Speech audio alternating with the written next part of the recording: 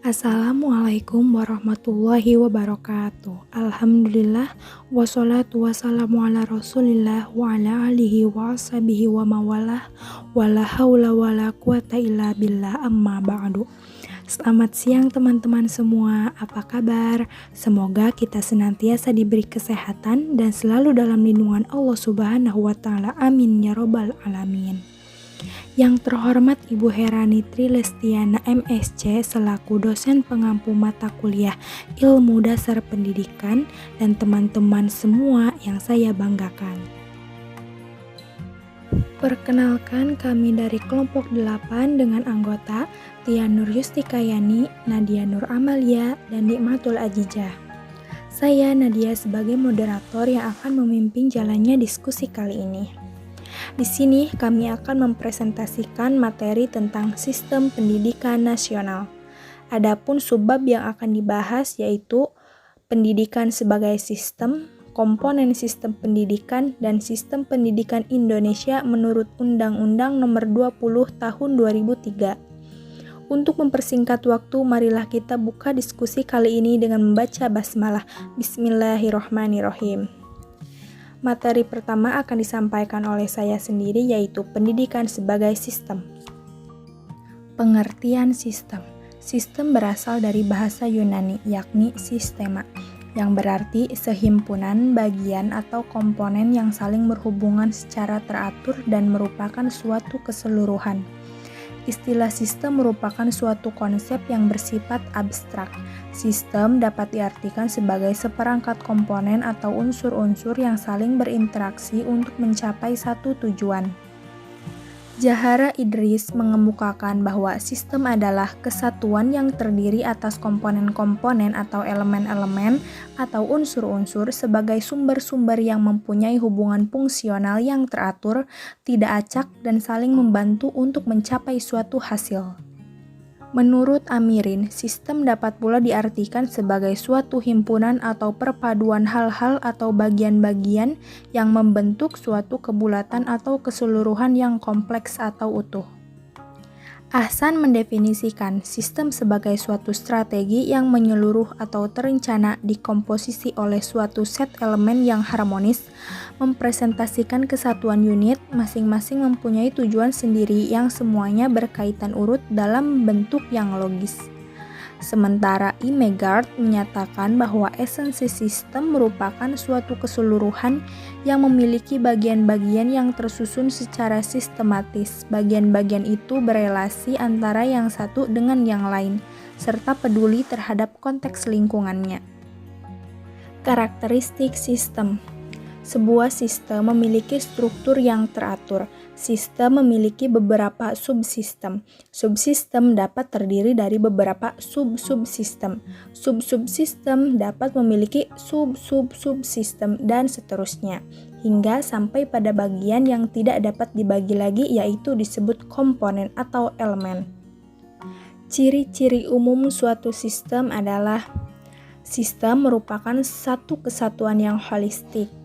Sistem memiliki bagian-bagian yang tersusun sistematis dan berhierarki.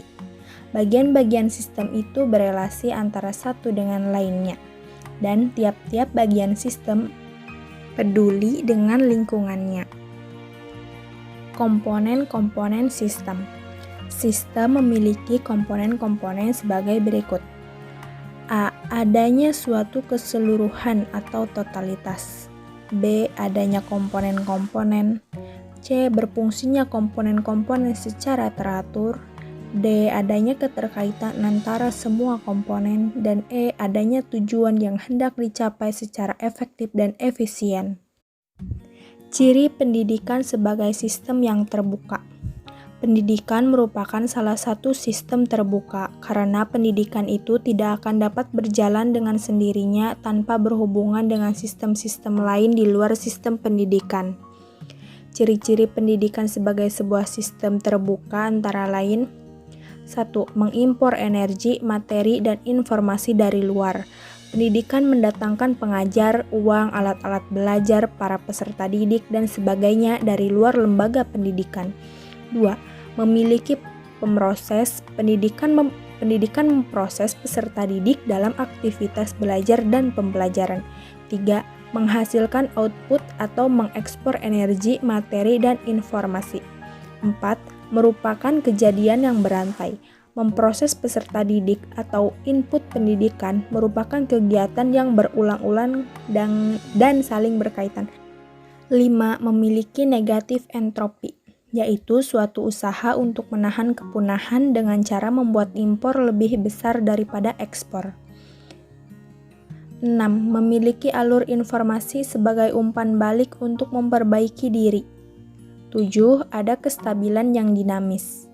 Pendidikan selalu dinamis, mencari yang baru, memperbaiki diri, memajukan diri agar tidak ketinggalan zaman, bahkan berusaha mengantisipasi dan menyongsong masa depan. 8. Adanya kestabilan yang dinamis, yakni spesialisasi.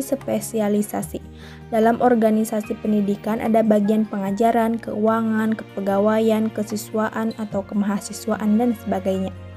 Masing-masing bagian ini masih dapat dipilah-pilih menjadi bagian-bagian yang lebih kecil lagi. Dan 9. Ada prinsip equifinality, yaitu banyak jalan untuk mencapai tujuan yang sama. Para pendidik boleh berkreasi menciptakan cara-cara baru yang lebih baik dalam usaha memajukan pendidikan. Materi selanjutnya akan disampaikan oleh Saudari Nikmatul Ajijah. Kepadanya disilahkan. Komponen sistem pendidikan. Komponen pendidikan berarti bagian-bagian dari sistem proses pendidikan yang menentukan berhasil atau tidaknya atau ada atau tidaknya proses pendidikan. Masing-masing komponen mempunyai fungsi tertentu dan secara bersama-sama melaksanakan fungsi struktur, yaitu mencapai tujuan sistem.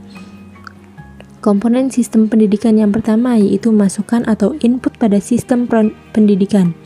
Input pada sistem pendidikan dibedakan dalam 3 jenis, yaitu input mentah atau raw input alat atau instrumental input, dan input lingkungan atau environmental input. Masukan input atau raw input akan diproses menjadi tamatan atau output, dan input pokok dalam sistem pendidikan adalah dasar pendidikan, tujuan pendidikan, dan anak didik atau peserta didik. Dasar pendidikan. Pendidikan sebagai proses timbal balik antara pendidik dan anak didik dengan melibatkan berbagai faktor pendidikan lainnya, diselenggarakan guna mencapai tujuan pendidikan dengan senantiasa didasari oleh nilai-nilai tertentu. Nilai-nilai itulah yang kemudian disebut sebagai dasar pendidikan. Kemudian tujuan pendidikan. Sebagai suatu komponen pendidikan, tujuan pendidikan menduduki posisi penting di antara komponen-komponen pendidikan lainnya. Tujuan pendidikan dapat dilihat dalam kurikulum pendidikan yang terjabar mulai dari tujuan nasional, yaitu pada Undang-Undang Dasar 1945, tujuan pembangunan nasional dalam sistem pendidikan nasional, tujuan institusional dalam lembaga pendidikan, tujuan kurikuler, yaitu tiap bidang studi pelajaran atau kuliah, kemudian tujuan instruksional, yaitu standar kompetensi dan kompetensi dasar. Selanjutnya, anak didik atau peserta didik. Sasaran dari pendidikan adalah peserta didik, yaitu pihak yang dididik, dipimpin, diarahkan, dan diberi berbagai macam ilmu pengetahuan dan keterampilan oleh pendidik. Ciri khas peserta didik yang perlu dipahami oleh pendidik adalah individu yang memiliki potensi fisik dan psikis yang khas, sehingga merupakan insan yang unik. Individu yang sedang berkembang, individu yang membutuhkan bimbingan individual dan perlakuan manusiawi, dan individu yang memiliki kemampuan untuk mandiri. Komponen sistem pendidikan yang kedua yaitu proses pada sistem pendidikan. Proses pendidikan merupakan kegiatan mobilisasi segenap komponen pendidikan oleh pendidik terarah kepada pencapaian tujuan pendidikan. Adapun komponen-komponen yang saling berkesinambungan pada proses pendidikan yaitu yang pertama pendidik dan non-pendidik. Pendidik adalah orang yang melaksanakan pendidikan. Orang ini biasanya disebut sebagai guru atau dosen. Kemudian non-pendidik. yang sering disebut sebagai tenaga kependidikan adalah anggota masyarakat yang mengabdikan diri dan diangkat untuk menunjang penyelenggaraan pendidikan. Kemudian kurikulum atau materi pendidikan. Materi pendidikan yang sering juga disebut sebagai istilah kurikulum karena kurikulum menunjukkan makna pada materi yang disusun secara sistematika guna mencapai tujuan yang telah ditetapkan. Kemudian prasarana dan sarana. Prasarana pendidikan adalah segala macam alat yang tidak secara langsung digunakan dalam proses pendidikan, sedangkan sarana pendidikan adalah segala macam alat yang digunakan secara langsung dalam proses pendidikan. Nah, perbedaan sarana pendidikan dan prasarana pendidikan adalah pada fungsi masing-masing, yaitu sarana pendidikan untuk memudahkan penyampaian atau mempelajari materi pelajaran, sedangkan prasarana pendidikan untuk memudahkan penyelenggaraan pendidikan. Selanjutnya, administrasi. Administrasi pendidikan adalah segenap kegiatan yang berkenaan dengan penataan sumber, penggunaan, dan pertanggungjawaban dana pendidikan di sekolah atau lembaga pendidikan. Selanjutnya, anggaran. Anggaran adalah biaya yang dipersiapkan dengan suatu rencana terperinci. Atau anggaran adalah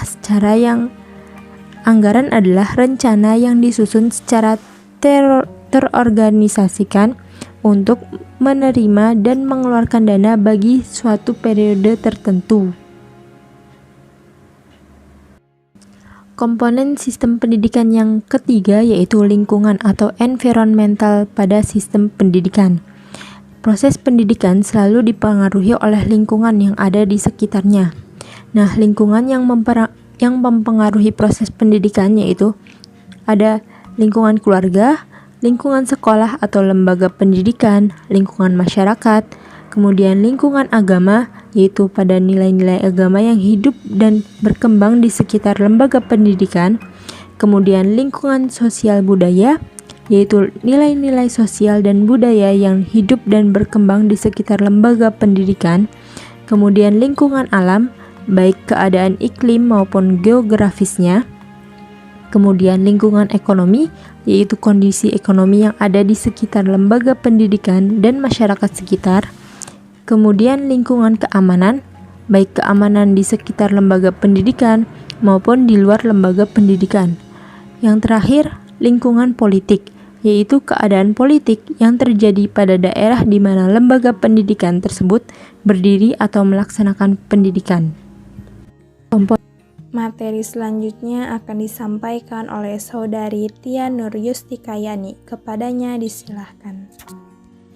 Selanjutnya adalah Sistem Pendidikan Indonesia menurut Undang-Undang Nomor 20 Tahun 2003. Yang pertama, dasar, visi, misi, fungsi, tujuan, strategi pendidikan nasional, dan prinsip penyelenggaraan pendidikan. Yang A, dasar pendidikan nasional. Menurut pasal 2 Undang-Undang RI Nomor 20 Tahun 2003, pendidikan nasional berdasarkan Pancasila dan Undang-Undang Dasar Negara Republik Indonesia tahun 1945. B, visi dan misi pendidikan Indonesia.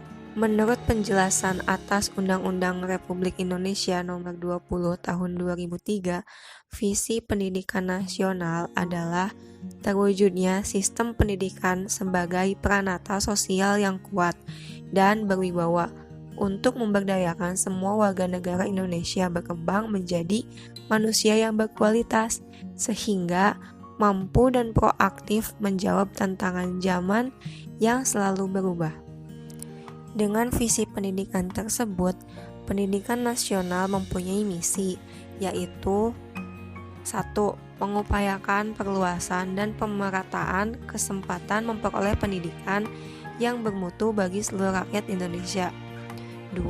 Membantu dan memfasilitasi pengembangan potensi anak bangsa secara utuh sejak usia dini sampai akhir hayat dalam rangka mewujudkan masyarakat belajar. Tiga, meningkatkan kesiapan, masukan, dan kualitas proses pendidikan untuk mengoptimalkan pembentukan kepribadian yang bermoral. 4. Meningkatkan keprofesionalan dan akuntabilitas lembaga pendidikan sebagai pusat pembudayaan ilmu pengetahuan, keterampilan, pengalaman, sikap, dan nilai berdasarkan standar nasional dan global. 5. Memberdayakan peran serta masyarakat dalam penyelenggaraan pendidikan berdasarkan prinsip otonomi dalam konteks Negara Kesatuan Republik Indonesia. C. Fungsi dan tujuan pendidikan nasional. Menurut pasal 3 Undang-Undang RI Nomor 20 Tahun 2003, pendidikan nasional berfungsi mengembangkan kemampuan dan membentuk watak serta peradaban bangsa yang bermartabat dalam rangka mencerdaskan kehidupan bangsa. Tujuan pendidikan nasional adalah untuk berkembangnya potensi peserta didik agar menjadi manusia yang beriman dan bertakwa kepada Tuhan Yang Maha Esa, berakhlak mulia, sehat, berilmu, cakap, kreatif, mandiri, dan menjadi warga negara yang demokratis serta bertanggung jawab. D. Strategi pembangunan pendidikan nasional. Menurut penjelasan atas Undang-Undang RI Nomor 20 Tahun 2003, pembaharuan sistem pendidikan memerlukan strategi tertentu. Adapun strategi pembangunan pendidikan nasional meliputi 1. Pelaksanaan pendidikan agama serta akhlak mulia. 2. Pengembangan dan pelaksanaan kurikulum berbasis kompetensi. 3. Proses pembelajaran yang mendidik dan dialogis. 4. Evaluasi, akreditasi, dan sertifikasi pendidikan yang memberdayakan. 5. Peningkatan keprofesionalan pendidikan dan tenaga kependidikan. 6. Penyediaan sarana belajar yang mendidik. 7. Pembiayaan pendidikan yang sesuai dengan prinsip pemerataan dan berkeadilan. 8. Penyelenggaraan pendidikan yang terbuka dan merata.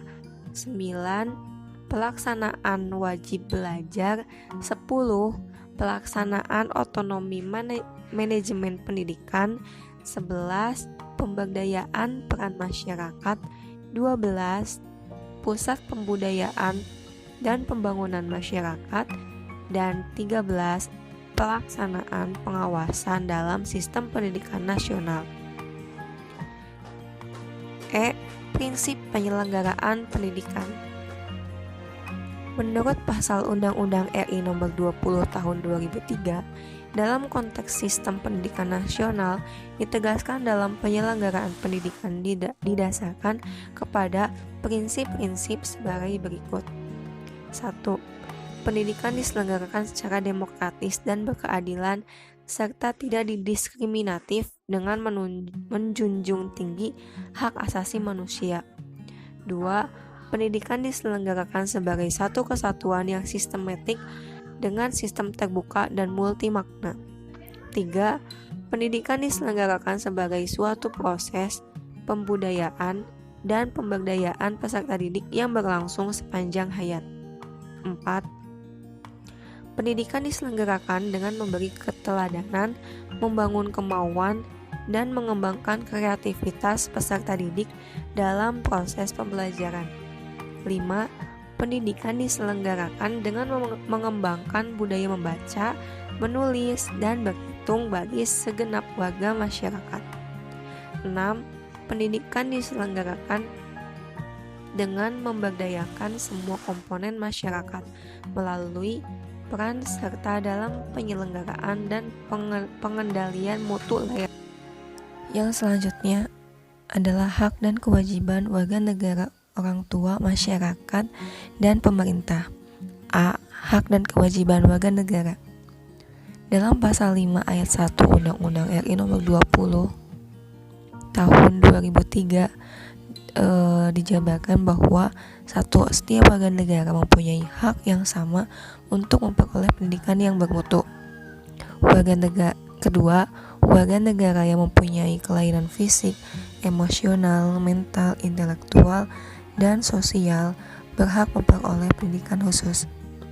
Ketiga, warga negara di daerah terpencil atau terbelakang serta masyarakat adat yang terpencil berhak memperoleh pendidikan layanan khusus. 4. Warga negara yang memiliki potensi kecerdasan dan bakat istimewa berhak memperoleh pendidikan khusus. Kelima, setiap warga negara berhak mendapat kesempatan meningkatkan pendidikan sepanjang hayat. B. Hak dan kewajiban orang tua.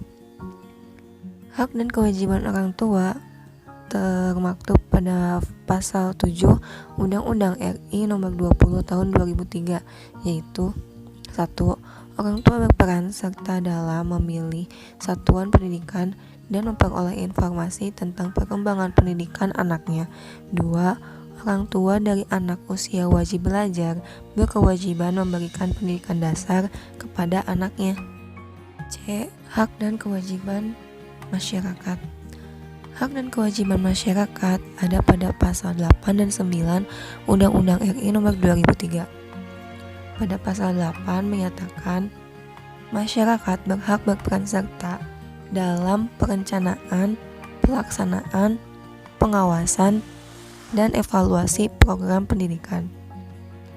Adapun pada pasal 9 menyatakan bahwa masyarakat berkewajiban memberikan dukungan sumber daya dalam penyelenggaraan pendidikan.